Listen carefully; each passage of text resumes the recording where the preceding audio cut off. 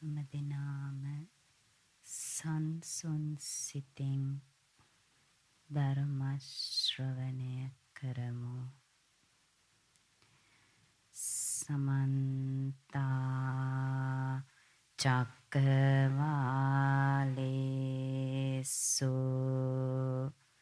අත්‍රා ගච්ඡන්තු දේවතා සද්ධම්මං මුනි රාජස්ස සුනන්තු සග්ග මොක්ඛදං ධම්මාස්සවන කාලෝ අයං භදන්තා ධම්මාස්සවන කාලෝ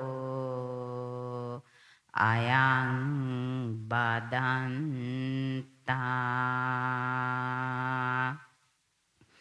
ධම්මාස්සවන කාලෝ අයං බදන්තා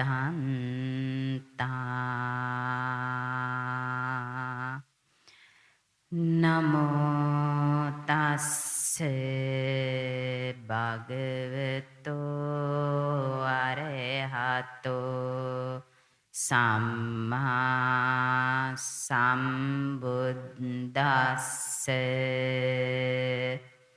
නමෝ තස්ස භගවතෝ අරහතෝ සම්මා සම්බුද්දස්ස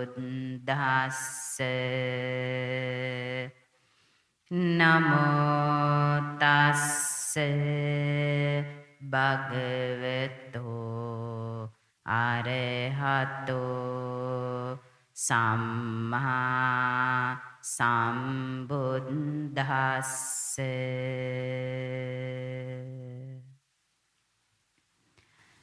ශ්‍රද්ධා සම්පන්න පින්වත්නි,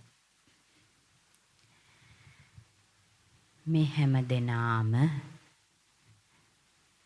හිමිදිරි උදෑසන උතුම් සීලයක් සමාදන් වෙලා ඒ උතුම් සීලය ආරක්ෂා කර ගනිමින් කය වචනය සංවර කරගෙන කාය සුචරිතය තුලත් වාක් සුචරිතය තුලත් මනෝ සුචරිතය තුලත් සිත පිරිසිදු භාවයට පත් කරගෙන චිත්ත පාරිශුද්ධත්වය සිතේ පිරිසිදු භාවය ඇති කර ගැනීමට කෙලෙසුන්ගෙන් සිත නිදහස් කර ගැනීමට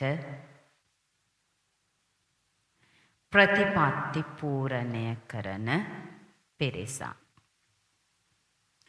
රාග විනයාය පටිපන්නෝ දෝස විනයාය පටිපන්නෝ මෝහ විනයාය පටිපන්නෝ.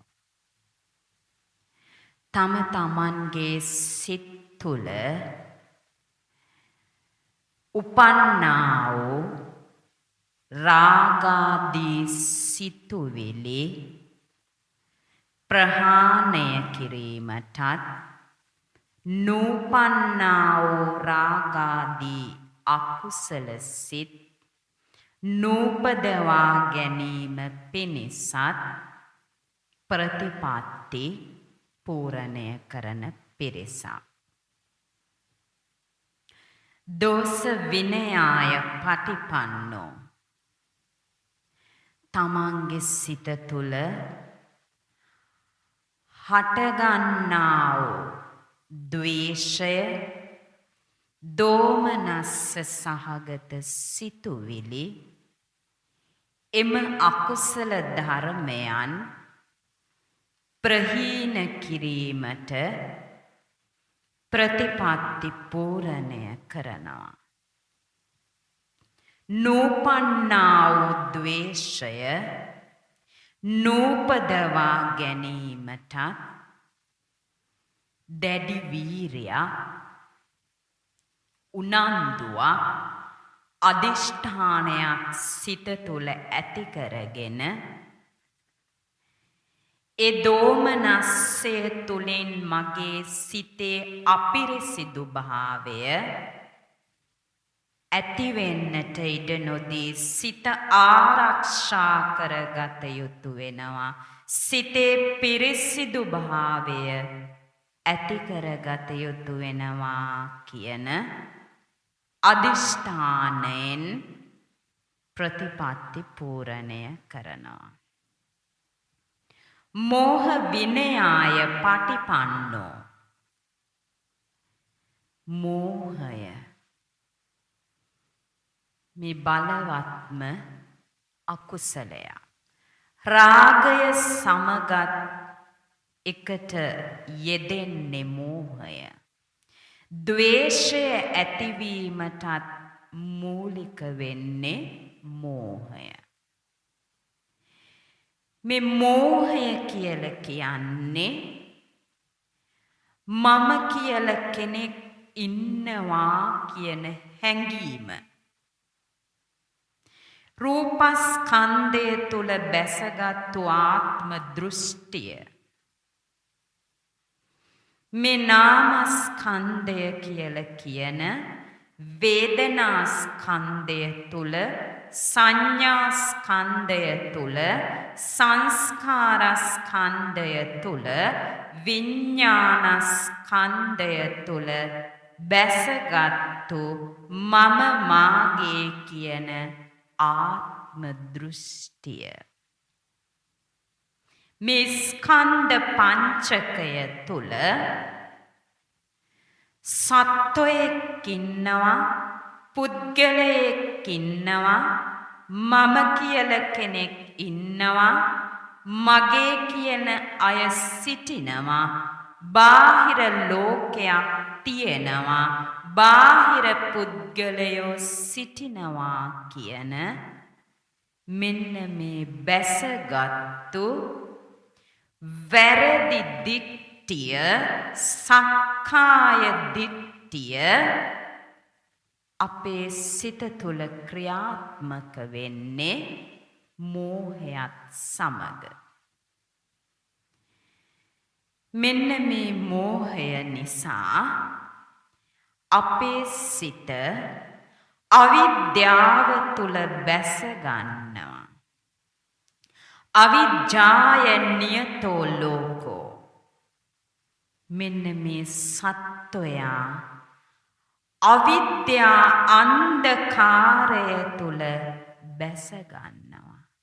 මේ ලෝකයට හිරු දහසක් පෑවුවත්, සඳු දහසක් පෑවුවත් මේ සිත අවිද්‍යා අන්ධකාරයෙන් බැසගත්තට පස්සේ ආලෝකයක් පෙනෙන්නේ නැහැ. ඒ අවිද්‍යා අන්ධකාරය තුල මුලා වෙච්ච කෙනෙකුට ප්‍රඥා ලෝකයක් පහළ වෙන්නේ නැහැ. ප්‍රඥාව අන්ධ කරනවා, අචක්කු කරනවා. මෙන්න මේ චක්ෂුෂය, ප්‍රඥා ඇස අවිද්‍යා අන්ධකාරය තුලින් වැසෙනවා. මේ ප්‍රඥාවක් ආලෝකයක් අපිට අවශ්‍ය වෙන්නේ ඇයි? ඇයි මේ අවිද්‍යා අන්ධකාරයෙන් සිත මුදවා ගත යුතු වෙන්නේ. අවිද්‍යා අන්ධකාරයෙන් සිත නිදහස් කරගන්න කෙනෙකුට පමණයි චතුරාර්ය සත්‍ය ධර්මයන් පිළිබඳව අවබෝධයක් තිබෙන්නේ. මේ ලෝක සත්වයා මේ සංසාරයේ සැරිසරන්නේ ඇයි? ඉපදී මැරි මැරි නැවතත් සංසාර දුක් අනුභව කරමින් තවත් තැනක ගිහිල්ලා ජාතියක් උප්පත්තියක් ලබමින් නැවතත් කර්ම භව රැස් කරමින් මේ සත්වයා සංසාරයේ සැරිසරන්නේ ඇයි? මෙන්න මේ දුක්ඛ සත්‍ය පිරිසිඳ දැකලා නැති නිසා. දුක්ඛේ අඥාන, දුක පිළිබඳ මනා අවබෝධයක් නැති නිසා. මේ අයට හිතෙන්න පුළුවන් නෑ මට දුක පිළිබඳ හොඳ අවබෝධයක් තියෙනවා. මම මේ ජාතිය දුකක් කියලා දන්නා කෙනෙක්. ජරාව දුකක් කියලා දන්නවා. ව්‍යාධිය දුකක් කියලා දන්නවා. මරණය දුකක් කියලා දන්නවා. ප්‍රිය පුද්ගලයන්ගෙන් වෙන්වීම දුකක් කියලා දන්නවා. අප්‍රිය පුද්ගලයන් සමග එකට වාසය කිරීම දුකක් කියලා දන්නවා. ඒ වගේම තමන් කැමති දේ කැමති විදිහට නොලැබීමත් දුකක් කියලා දන්නවා. සංකේතේන පංච උපාදානස්කන්ධා දුක්ඛා. දුක හරියට දන්නා කෙනෙක් දුක සම්මා දිට්ඨියෙන් දකින කෙනෙක් දුක්ඛ සත්‍ය කියලා දකින්නෙම මේ වර්තමාන පංචස්කන්ධයේ පහළවීම, මේ වර්තමාන පංචස්කන්ධ ලෝකයට මම මගේ කියලා තියෙන බැඳීම අන්නේ උපාදානයයි දුකක් කියලා දකින්නේ. ජාතිපි දුක්ඛා, ජරාපි දුක්ඛා, ව්‍යාධිපි දුක්ඛෝ, මරණම්පි දුක්ඛං, අප්පියේහි සම්පයෝගෝ දුක්ඛෝ, පියේහි විප්පයෝගෝ දුක්ඛෝ, යම් පිංචං නලබති තම්පි දුක්ඛං. මෙන්න මේ දුක පිළිබඳ දැනුම, මේ දුක පිළිබඳ අවබෝධය අපි මේ කුඩා දරුවන් විදිහට පාසල් යන අවදියේ අපට තිබුණු දැනුම. දුක කියලා කියන්නේ මොකක්ද? දුක්ඛ සත්‍ය කියලා කියන්නේ මොකක්ද කියලා ඇහුවොත් පාසල් යන පොඩි දරුවෙක් වුණත් උත්තර දෙනවා. මේ අය වගේම උත්තර දෙනවා. මේ ඉපදීම දුකක්, ලෙඩවීම, මරණය, ඔය ඕනම දෙයක් උත්තරයක් විදිහට දෙන්න පුළුවන්. එය දුක පිළිබඳව දකින ප්‍රාථමික අවබෝධයක් පමණයි. දුක්ඛ සත්‍ය පිළිබඳ ගැඹුරු අවබෝධයක් තියෙන කෙනෙකුට හදවත තුලින් ප්‍රත්‍යක්ෂ අවබෝධයක් තියෙන කෙනෙක් මොකක්ද මේ දුක? මේ මහා දුක් රැසට හේතුව කුමක්ද කියලා ප්‍රඥාවෙන් දකින විට මේ දුක කියලා කියන්නේ මේ රූපස්කන්ධයට මම මගේ කියලා සිතුවිලි මාත්‍රයකින් හෝ ඇති කරගන්න බැඳීම. රූපේ යථා ස්වභාවය යථා පරිදි දකින කෙනෙකුට මේ රූපස්කන්ධය තුලින් කවර දුකක් කවර විපරිණාමයක් අත්තුණත් සිතට මානසික දුකක් දැනෙන්නේ නැහැ. නමුත් මේ රූපස්කන්ධය වෙනස් වෙනකොට මේ රූපස්කන්ධය තුලින් ආදීනවයන් ගෙන දෙන විට මේ රූපස්කන්ධය තුලින් විවිධ ලෙඩ දුක් කරදර බාධා ගෙන දෙන විට සිතත් විපරිණාමයට පත් වෙනවා නම් ඔබේ සිතත් පෙරලෙනවා නම් මේ රූප කලාපයක් පෙරලෙන වාරයක් පාසා ඔබට තිබෙන සිතත් පෙරලෙන සිතක් නම් සැලෙන සිතක් නම් ශෝක කරන සිතක් නම් ඔබ මේ රූපස්කන්ධය තවමත් යථා පරිදි ඇත්ත ඇති සැටියෙන් අවබෝධ කරගෙන නැහැ. මොකක්ද මේ රූපේ ඇත්ත යථාර්ථය? ඉති රූපං ඉති රූපස්ස සමුදයෝ ඉති රූපස්ස අත්තංගමෝ. බුදුරජාණන් වහන්සේ දේශනා කරනවා නුඹලා මේ රූපය ගැන මෙන්න මේ විදිහට අවබෝධ කරගත යුතු වෙනවා.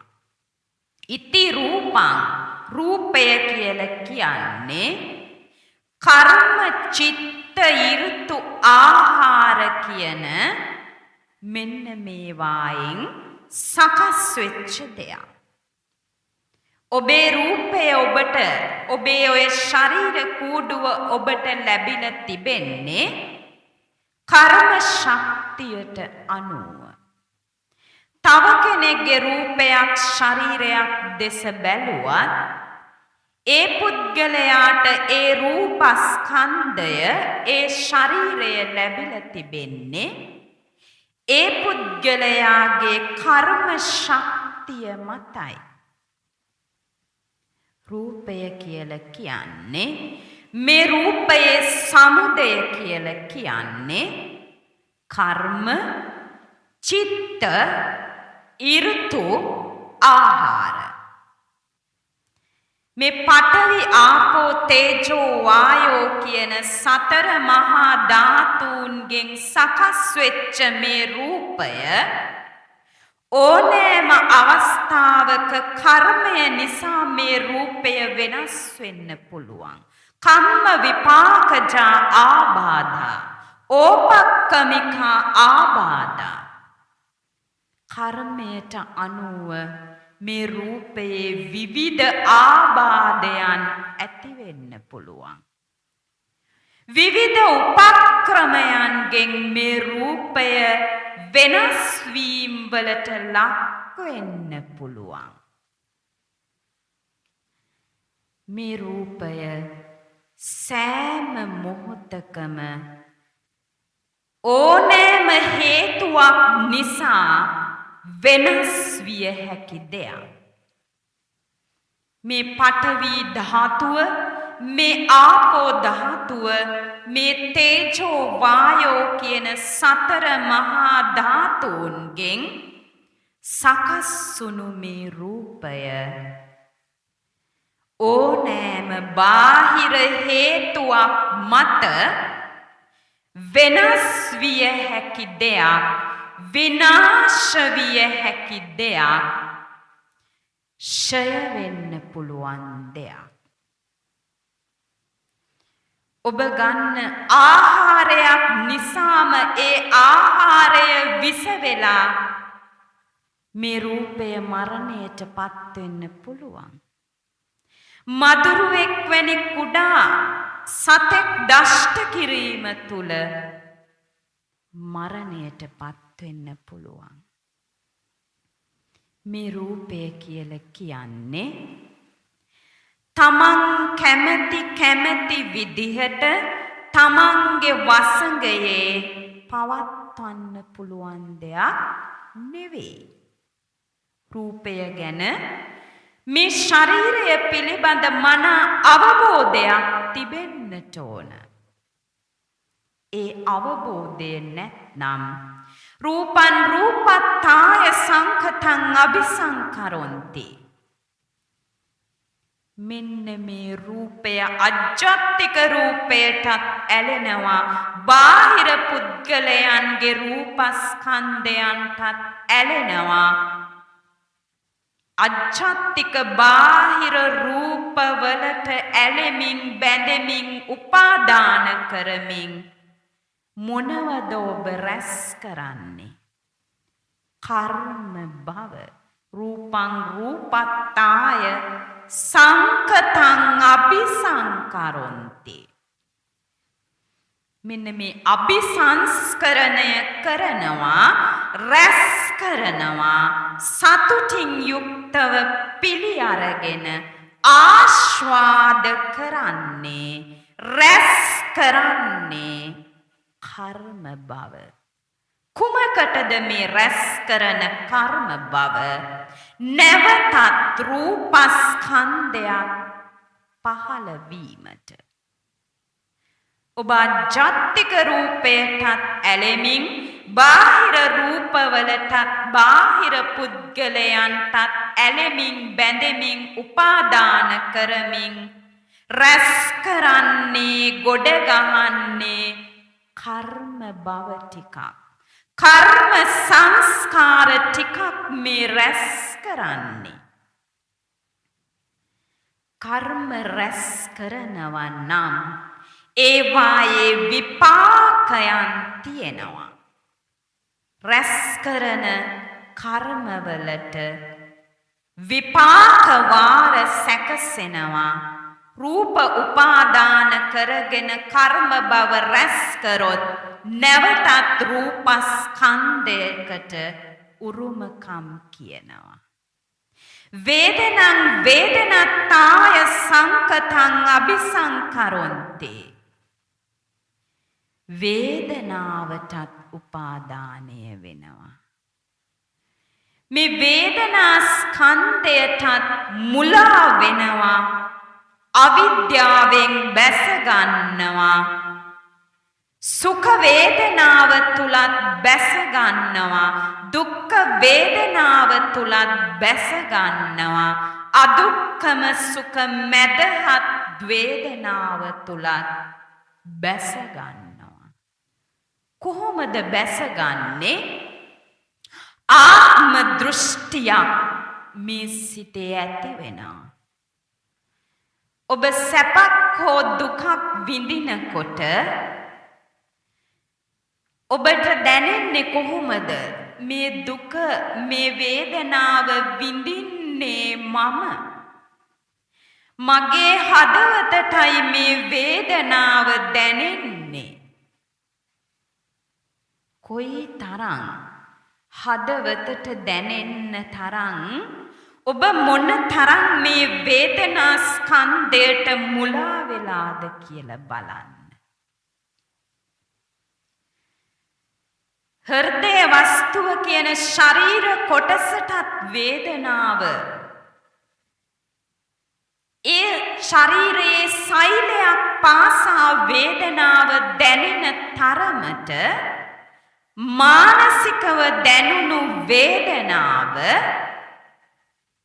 ශරීරයටත් ඒ වේදනාව දැනෙන තරමට කොයි තරම් දැඩි උපාදානයක් වේදනා ස්කන්ධය තුල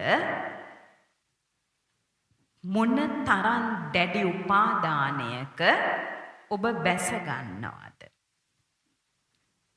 මේ ලෝකයේ සිටින සෑම සත්වයෙක්ම අරිහත්වයට පත්තුණු කෙනෙක් හැරුණුකොට අනෙකුත් සෑම සත්වයෙක්ම වැඩි වශයෙන් බැඳෙන්නේ වැඩිපුරම උපාදානය වෙන්නේ වේදනාස්කන්ධයට.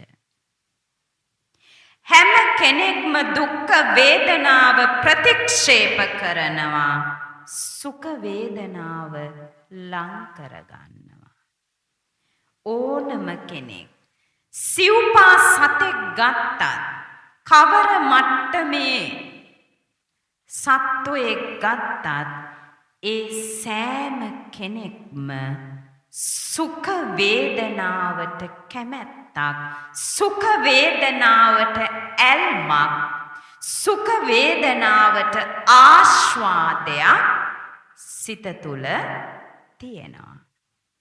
ඒ වගේම දුක්ඛ වේදනාවට අකමැත්තක්, දුක්ඛ වේදනාවට ගැටීමක්, දුක්ඛ වේදනාව ප්‍රතික්ෂේප කිරීමක් සෑම කෙනෙක්ගේම සිත් තුළ තියෙනවා. මේ වේදනා ස්කන්ධයේ යථාර්ථය කියලා කියන්නේ මොකක්ද?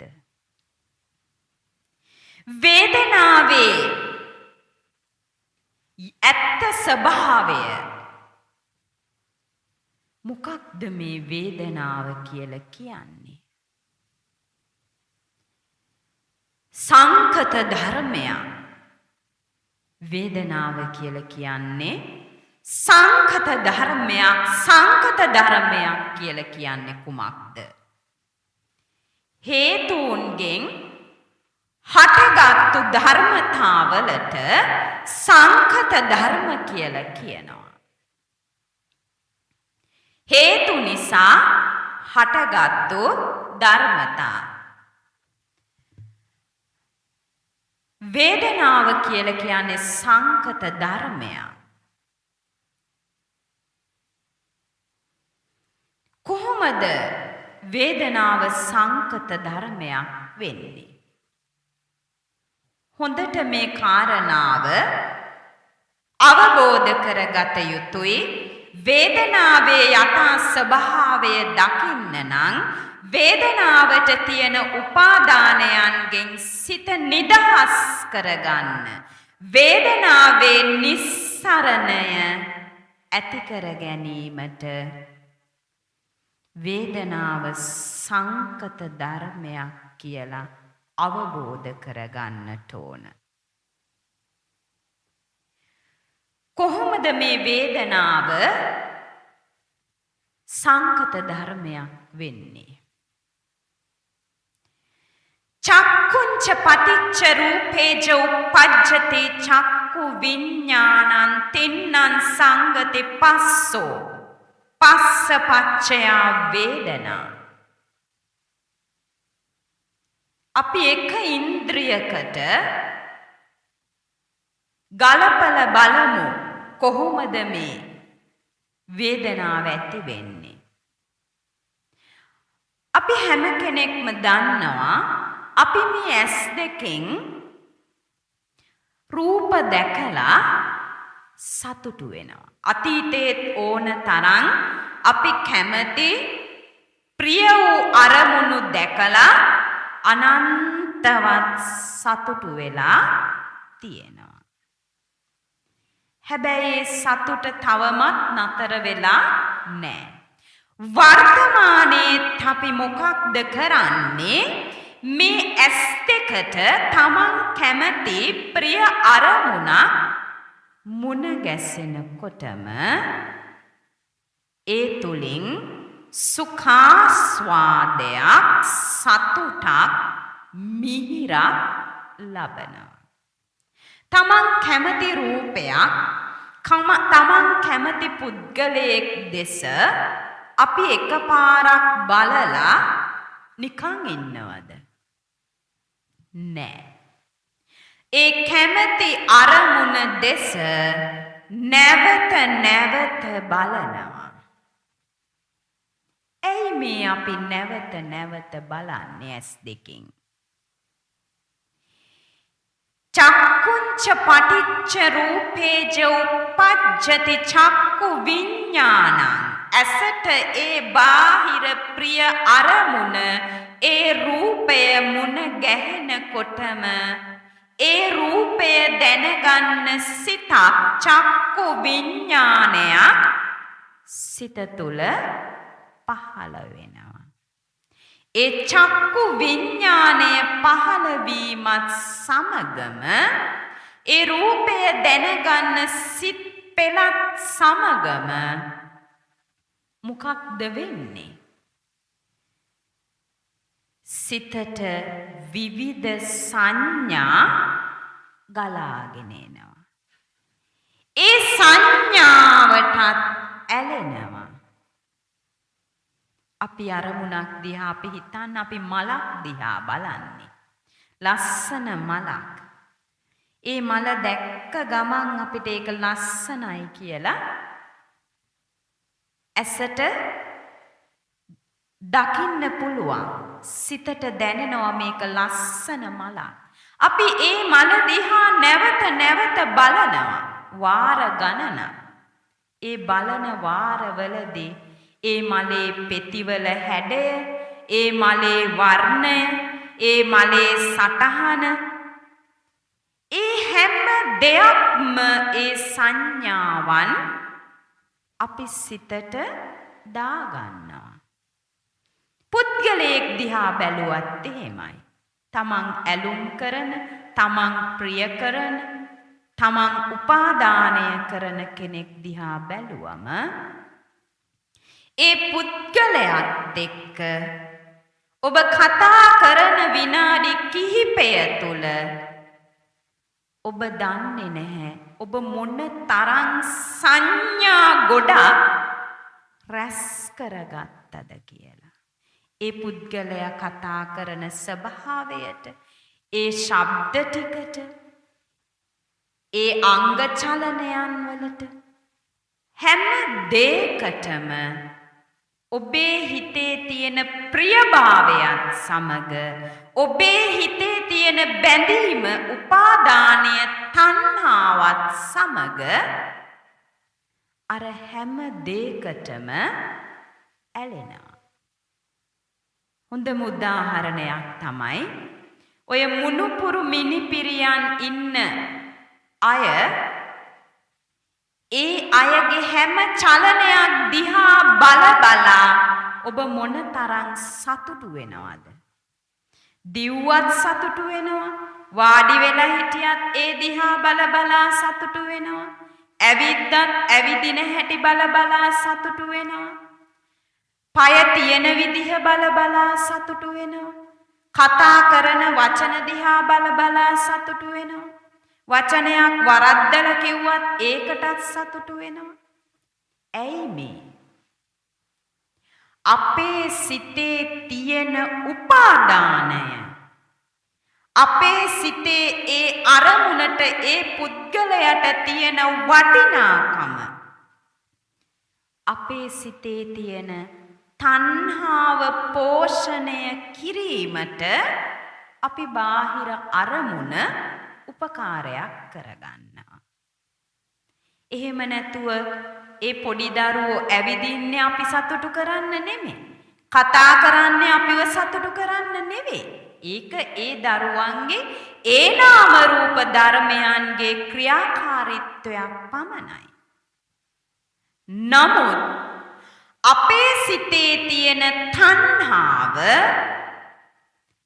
හැම මොහොතකම අරමුණක් සොයා සිටිනවා. ඒ තණ්හාව පෝෂණය වීමට, සතුටු කරවීමට. රූප තණ්හාව තත්‍රාබිනන්දිනී. මෙන්න මේ සිත ගිය තැන ඇලෙනවා. ප්‍රිය අරමුණක් දැක්ක තැන ඇස් දෙක එතනින් ගලව ගන්න බෑ. ඒ අරමුණේම ඇලෙනවා. ඒ අරමුණම සිතින් සොයනවා.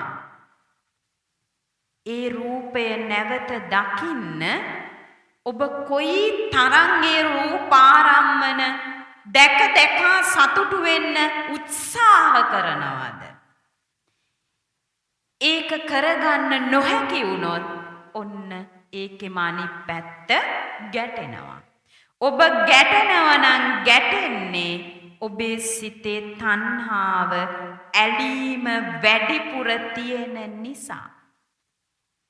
තණ්හාව අඩු කරන කෙනෙක් ගැටෙන ප්‍රමාණයක් අඩුයි. මේ කාම රාග පටිගයන් කාසියක දෙපැත්තක්.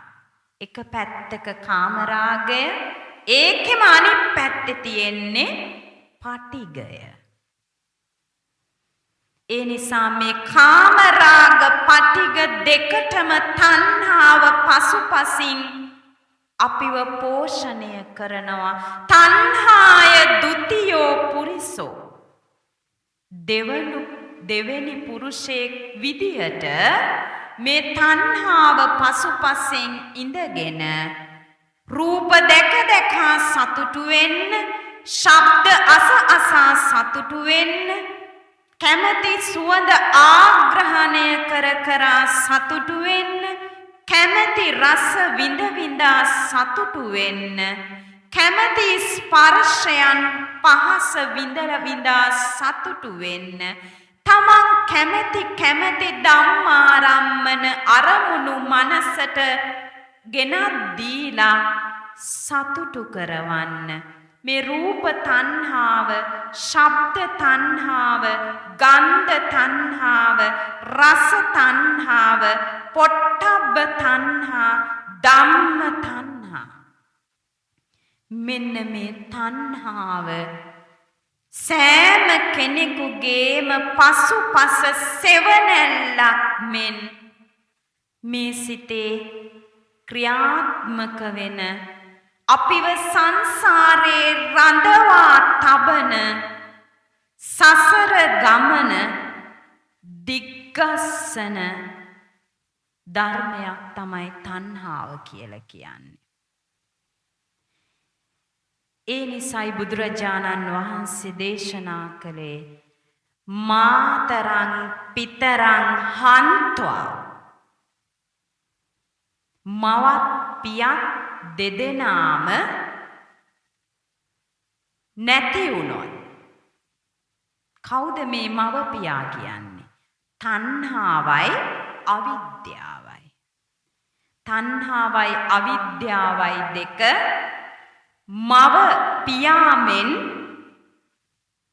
මේ සංසාරයේ නැවත ඉපැද්දවීමට, නැවත උපතක් ගෙන දීමට මේ අවිද්‍යාවයි තණ්හාවයි දෙක තමයි හේතුවක් වෙන්නේ. එහෙමනම් මෙන්න මේ හේතු දෙකයි අපි ඉවත් කළ යුතු වෙන්නේ. අවිද්‍යාව දුරු කරමින් තණ්හාව ක්ෂය කරන්නට ඕන. මෙන්න මේ තණ්හාව ඇති සෑම තැනකම වේදනා ස්කන්ධයට යට වෙනවා. වේදනා ස්කන්ධයට මුලා වෙනවා. ප්‍රිය අරමුණු සොයා සුඛ වේදනාවට ඇලෙනවා. සුඛ වේදනාවට බැඳෙනවා. සුඛ වේදනාව ආස්වාදය කරනවා. ඒ වගේම දුක්ඛ වේදනාවන් වලට ගැටි දෝමනස්සය සිත තුළ දියුණු කරනවා. උපේක්ෂා වේදනාව තුළ අවිද්‍යානුශය ගලා යනවා. සැප වේදනාව තුළ රාගානුශය, දුක්ඛ වේදනාව තුළ පටිඝානුශය, මදහත් වේදනාව තුළ අවිද්‍යානුශය ගලා යනවා. ඇයි එහෙම වෙන්නේ? වේදනාවේ යථා ස්වභාවය අවබෝධ කරලා නැති නිසා. වේදනාව සංකත ධර්මයක් වශයෙන් දැකලා නැති නිසා. ඇසට රූපය මුණ ගැසෙනකොටම ඇසත් රූපයත් චක්කු විඤ්ඤාණයත් මේ තිදෙනාගේ ස්පර්ශය තුලයි පස්ස පච්චයා වේදනා. වේදනාව ඇති වෙන්නේ ස්පර්ශය ප්‍රත්‍යයෙන් කියලා දකින්නට ඕන. ස්පර්ශ ප්‍රත්‍යයෙන් වේදනා ඇති වෙනවා. ස්පර්ශ ප්‍රත්‍යයෙන් සංඥා ගලා යනවා. ස්පර්ශ ප්‍රත්‍යයෙන් සංස්කාර ගලා යනවා. මෙන්න මේ ස්පර්ශයයි හේතුව වශයෙන් දකින්නට ඕන. මේ හේතුඵල ධර්මතාවය තුල හේතුව දකින්නත් ඕන, ඵලය දකින්නත් ඕන. එහෙමනම් වේදනාව අපේ සිත තුල ඇතිවන කවර සුඛ වේදනාවක් වුවත්, කවර දුක්ඛ වේදනාවක් වුවත්, කවර අදුක්ඛම සුඛ මැදහත් වේදනාවක් වුවද සිත තුල ඇති වුණා නම් සිත තුල ඒ වේදනාව පහළ වුණේ හේතුන්ට අනුරූපීවයි.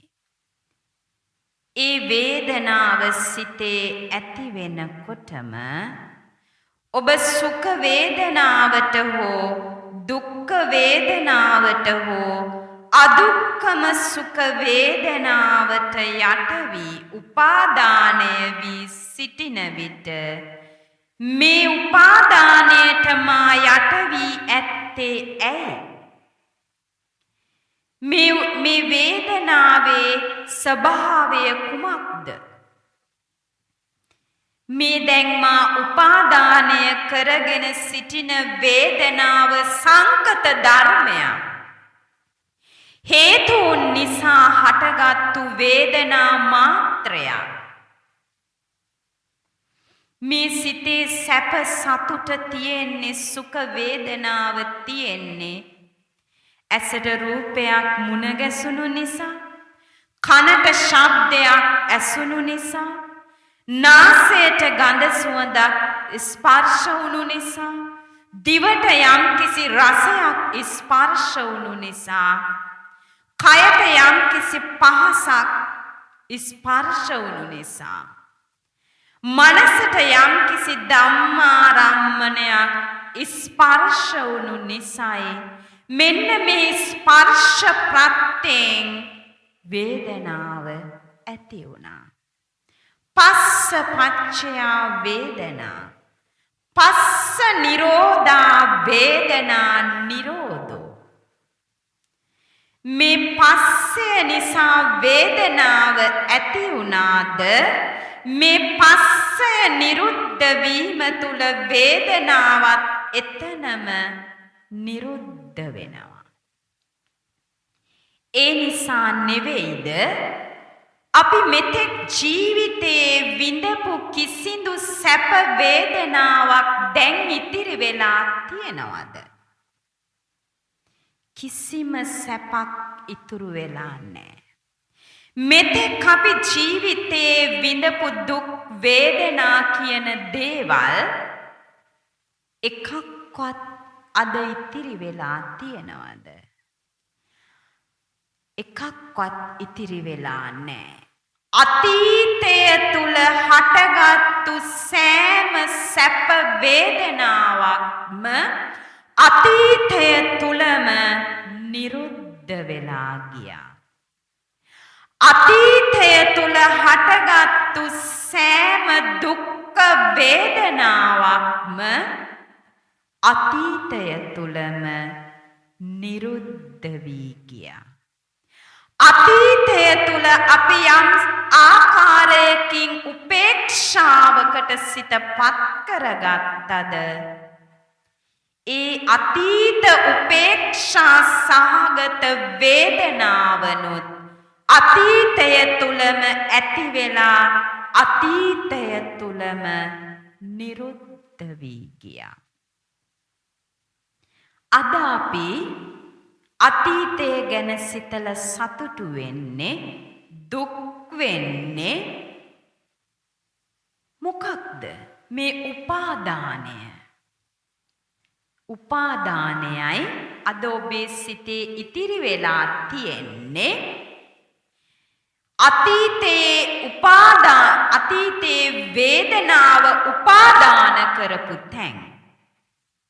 උපාදාන ටිකක් විතරයි සිතේ අපි අල්ලගෙන ඉන්නේ. අතීතය තුල වේදනාව හා සම්බන්ධයෙන් පහළ වුණු සියලු නාම ධර්ම, සියලු සංස්කාර ධර්ම, සියලු සංඥා නැවත කවරදාකවත් නූපදින ආකාරයෙන් අතීතය තුලම නිරුද්ධ වී ගොස්. නමුත් අපි තවමත් මේ උපාදාන ටික තද බැඳීම් තදින් අල්ලාගෙන සිටිනවා. නැති වී ගිය දෙයක්, ශූන්‍ය වූ දෙයක්, හිස් වූ දෙයකටත් සිතේ උපාදාන හදාගන්න. එතකොට මේ වර්තමානයට ඇසට පෙනෙන, කනට ඇහෙන ශබ්ද මාත්‍ර, ගන්ධ රස ස්පර්ශ මේ දේවල් වලට ඔබ කොයි තරම් ඇලෙනවද, උපාදානය වෙනවද කියලා සිතලා බලන්න. අතීතේ නිරුද්ධ වී ගිය, ශූන්‍ය වී ගිය හිස්සු අතීතයකටත් මේ සිත බැඳෙනවන්නම් අතීතේ කොයිතරම් ඈතට දිව ගියත් කිසිම දෙයක් නැති බව, හිස් බව සිතට පෙනිපෙනී තිබියදී තවමත් අතීතය අල්ලගෙන උපාදාන කරනවා, මමායනය කරනවා. එහෙමනම් ඔබ වර්තමානයට මේ තියෙන පංචස්කන්ධයේ උපාදානය, වර්තමාන පංචස්කන්ධ උපාදානයෙන් ගැලවෙන්න ඇයි මේ තරම් අපහසු? ඒකට හේතුව තමයි අතීත පංචස්කන්ධය ශූන්‍ය වශයෙන්, හිස්සු දෙයක් වශයෙන්, අනිත්‍ය වශයෙන්, අනාත්ම වශයෙන් මේ සිතට අවබෝධ වෙලා නැත්නම් වර්තමාන පංචස්කන්ධයට බැඳෙනවා. වර්තමාන පංචස්කන්ධ ලෝකයට උපාදානය වෙනවා. වර්තමානය තුල අයෝනිසෝ මනසිකාරයෙන් වර්තමාන පංචස්කන්ධ ලෝකය තුල නිත්‍ය වශයෙන්, ආත්ම වශයෙන්, සුභ වශයෙන් බැස ගන්නවා. බුදුරජාණන් වහන්සේ දේශනා කරලා තියෙන්නේ අතීතය ශූන්‍ය වශයෙන් දකින්න. අතීතන්නාන්වා ගමීය. අතීතයට ඇලුම් කරන්න දෙයක් නැහැ. අතීතය ග්‍රහණය කරන්නට, උපාදානය කරන්නට දෙයක් නැහැ. වර්තමානයටත් නොබැඳුණු කෙනෙක් විය යුතුයි. තස්ස විපස්සති. මෙන්න මේ වර්තමාන මොහොතේ විදසුන් ඇසින් විදර්ශනා ප්‍රඥාවෙන් සම්මා දිට්ඨියෙන් යෝනිසෝ මනසිකාරයෙන් දකිනවා. වර්තමානය කියලා කියන්නේ ඇසට රූපයක් දැක්කත් කනට වර්තමානය තුල ශබ්ද මාත්‍ර ටිකක් ඇසුණත් නාසයට ගඳ සුවඳක් දැනුණත් දිවට රසයක් දැනුණත් කයට ස්පර්ශයක් දැනුණත් මනසට සිතුවිලි මුණ ගැසුණත් ඒ සෑම දෙයක් තුලම වර්තමාන මොහොත තුල ඒ සෑම අරමුණකම අනිත්‍ය ස්වභාවය දකින්නට ඕන. මේ සෑම සංස්කාර ධර්මයක්ම දුකක් වශයෙන් දකින්නට ඕන.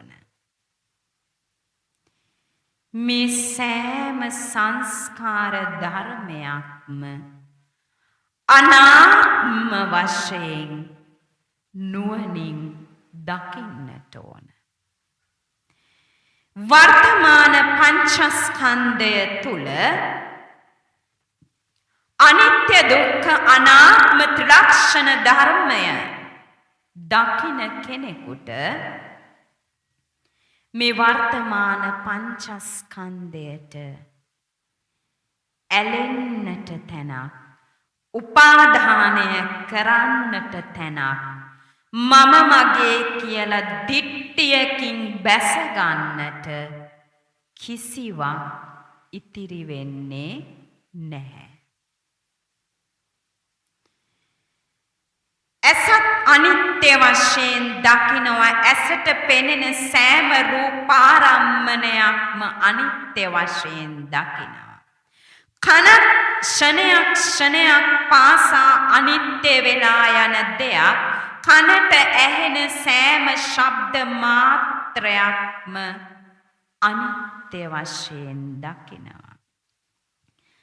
ඒ වගේම නාසය, දිව, කය, සිත ක්ෂණයක් ක්ෂණයක් පාසාම අනිත්‍ය වෙලා යන දේවල්. ඒ වගේම රූප, ශබ්ද, ගන්ධ, රස, පොට්ටබ්බ ධම්ම කියන මේ සෑම බාහිර ආරම්මණයක්ම සෑම ක්ෂණයක් පාසාම අනිත්‍යයට යනවා. ඔබට දැන් පෙනෙන්නේ නැතුව ඇති මෙම ධර්ම ශාලාව අනිත්‍ය වෙන විදිය. මේ බුදු පිළිමය අනිත්‍ය වෙලා යන හැටි ඔබේ ඇසට බැලූ බැල්මට නොපෙනෙන්න පුළුවන්. නමුත් පියවි ඇසට නොපෙනුනත්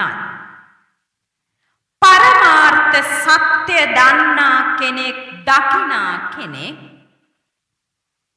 දන්නවා මේ පිළිම වහන්සේ, මේ ශාලාවේ ඇතුලේ සිටින අපි සෑම කෙනෙක්ම මේ මොහොත තුලත් විපරිණාමයට පත් වෙනවා.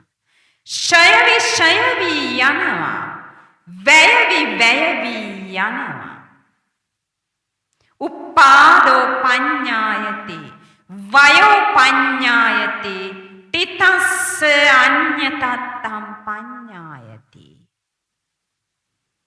මෙන්න සංකත ධර්මයන්ගේ ස්වභාවය. ඉපදී බිඳි විනාශ වෙලා යනවා. මේකයි ස්වභාවය. වර්තමාන මොහොත තුල මෙන්න මේ පංචස්කන්ධ ධර්මයන් පහළ වන හැම මොහොතකම අජ්ජත්තික පංචස්කන්ධ ලෝකයද බාහිර අරමුණු දෙසද බලන සෑම විටම වර්තමාන මොහොත තුලම ඒවායේ සමුදය වය උදය වය ඇතිවීම නැතිවීම දැක දැකා වාසය කළ යුතු වෙනවා. පංච උපාදානස්කන්ධේසු උද්‍යප්පයානුපස්සී විහෙරති. මෙන්න මේ විදර්ශනා භාවනාව ප්‍රගුණ කරන කෙනෙක් මේ පංච උපාදානස්කන්ධයේ ඇතිවීම නැතිවීම උදය වය දැක දැකා වාසය කරනවා. වචන පහක් කතා කරත් ඒ කතා කරන වචන පවා නිරුද්ධ වී නැති වී යන ආකාරය විදසුන් ඇසට පෙනෙනවා දකිනවා. සිතට කවර සංස්කාර ධර්මයක් ගලා ආවත් එයත් ඇති වී නැති වී යන හැටි දකිනවා. කවර සංඥා මාත්‍රයක් මේ සිතට ඇති වුණත් එයත් වර්තමාන මොහොත තුලම ඇති වී වර්තමාන මොහොත තුලම නිරුද්ධ වී යන ආකාරය දකිනවා. කවර වේදනාවක් දැනුණත් එයත් වේදනා මාත්‍රයක් පමණයි. ඒ වර්තමාන මොහොතට අරමුණු වන ඒ වේදනා මාත්‍රය එතනම වෙනස් වෙවි නිරුද්ධ වී යන ආකාරයක් දකිනවා. මේ චක්කු විඥාන මාත්‍ර ටිකක් සෝත විඥාන මාත්‍ර ටිකක් ගාහන විඥාන මාත්‍ර ටිකක් જીවහා විඥාන මාත්‍ර ටිකක් කාය විඥාන මාත්‍ර ටිකක් මනෝ විඥාන මාත්‍ර ටිකක් ඇතිවි නැතිවි යාමක් පමණයි. රූපයක් දෙස බලන විට සිදුවන්නේ මේ පරමාර්ථ ධර්මතාවය පමණයි. ශබ්දයක් කනට ඇසෙනකොටත් සෝත විඥාන ටිකක් ඇතිවි නැතිවි යනවා. ශබ්ද සංඥා ටිකක් ඇතිවි නැතිවි යනවා.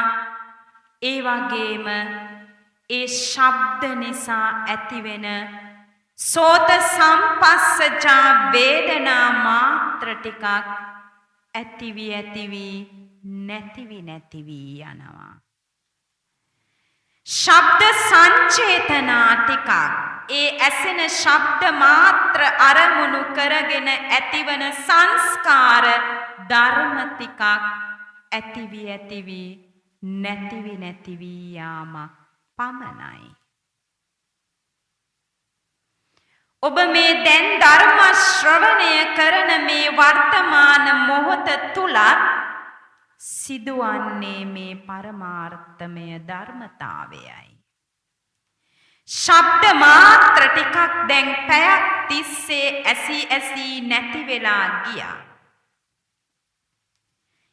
මෙතෙක් වේලා ධර්ම ශ්‍රවණය කරපු ශබ්ද මාත්‍ර දැන් කෝ සියල්ලම නැතිවි නිරුද්ධ වී ගොස්. පැයක් තුල සෝත විඥාන ටිකක් ඇතිවි නැතිවි ගියා. සෝත සම්පස්සජා වේදනා ටිකක් ඇතිවි නැතිවි ගියා. ශබ්ද සංඥා ටිකක් ඇතිවි නැතිවි ගියා. ධර්ම සංස්කාර ටිකක් ශබ්ද සංචේතනා වශයෙන් ධර්ම සංස්කාර ටිකක් ඇතිවි නැතිවි යාමක් පමණයි. මේ පරමාර්ථ සත්‍ය තුල ධර්ම ශ්‍රවණය කරපු කෙනෙක් ඉන්නවද? ධර්ම දේශනා කරපු කෙනෙක් ඉන්නවද? හිස්සූ දෙයක් පරමාර්ථ සත්‍ය මතු කරගන්න පුළුවන් කෙනෙකුට එහි තිබෙන ශූන්‍ය ස්වභාවය, හිස් ස්වභාවය, අනිත්‍ය ස්වභාවය, පංචස්කන්ධයේ අනාත්මය හදවත තුලින් මතු කරගන්නට පුළුවන්. මෙන්න මේ ආකාරයටයි අපි වර්තමානය තුල සම්මා දිට්ඨියෙන් යෝනිසෝ මනසිකාරයෙන් විදර්ශනා ප්‍රඥාවෙන් කටයුතු කළ යුතු වෙන්නේ අන්න ඒ ආකාරයටයි. එසේ කටයුතු කරන කෙනෙක් රූප උපාදාන කරගෙන කර්ම භව රැස් කරන්නේ නැහැ. වේදනාවන් උපාදාන කරමින් කර්ම භව රැස් කරන්නේ නැහැ. සංඥා උපාදාන කරමින් කර්ම භව රැස් කරන්නේ නැහැ.